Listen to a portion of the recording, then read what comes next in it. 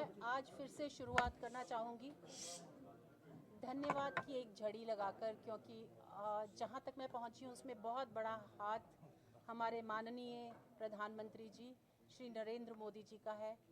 उन्होंने ये राह दिखाई और यहाँ तक पहुँचे हम। मैं उनका धन्यवाद करना चाहूँगी कि उन्होंने मुझे इस लायक सोचा कि मैं पहुँच सकूँ राज्यसभा तक। मैं माननीय अमित जी का भी बहुत बहुत धन्यवाद करना चाहूँगी। मैं माननीय यहाँ नायब सैनी जी सीएम साहब का बहुत बहुत धन्यवाद करना चाहूँगी। मैं मेरे साथ बैठे दोनों महानुभवों का बहुत धन्यवाद करना चाहूँगी। आज मेरे साथ खड़े हुए हैं। मैं सभी हरियाणा की जनता का धन्यवाद करना चाहूँगी।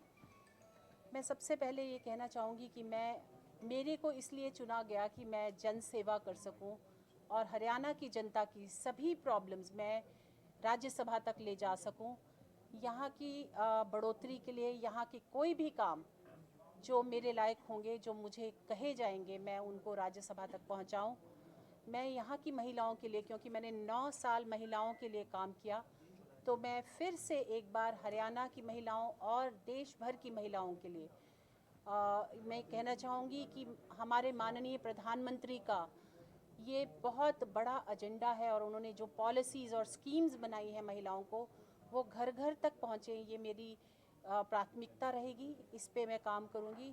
और हरियाणा में जो सरकार है, हमारे जो माननीय सीएम साहब नायब सिंह जी हैं, उनके रास्ते पे दिखाए हुए जो भी रास्ता दिखाएंगे, जिस प्रकार से भी वो दिशा निर्देश देंगे, मैं वैसे ही काम करूँगी।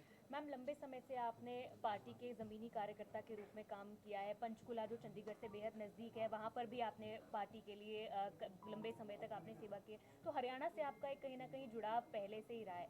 हरियाणा की महिलाओं की ऐसी कौन सी समस्याएं आपको लगता है कि जो आपकी प्राथमिकताएं रहने वाली है, क्योंकि एज वुमेन कमीशन के चेयरपर्सन आपके पास हरियाणा से भी बहुत सारी जो दिक्कतें हैं, मुश्किलें हैं महिलाओं की, वो आती होंगी। देखिए, हरियाणा सरकार और भारत सरकार ऑलरेडी महिलाओं पे बहुत काम कर रही हैं और हरियाणा की महिलाएं भी बहुत आगे तक निकल चुकी हैं। अगर आप पिछले 10 साल में देखें, यहाँ के जितने भी खेल में देखें, खेल जगत में, स्पोर्ट्स में हरियाणा की महिलाओं ने बहुत अच्छा काम किया है।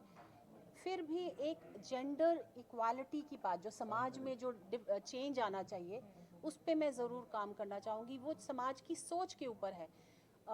जो सरकार है या कानून है, जो जितने अच्छे हो सकते हैं, मेरे ख्याल से देश भर में हमारे भारतवर्ष में जितने अच्छे कानून हैं महिलाओं के लिए, जितनी अच्छी स्कीम्स हैं, वो कहीं पे भी नहीं है।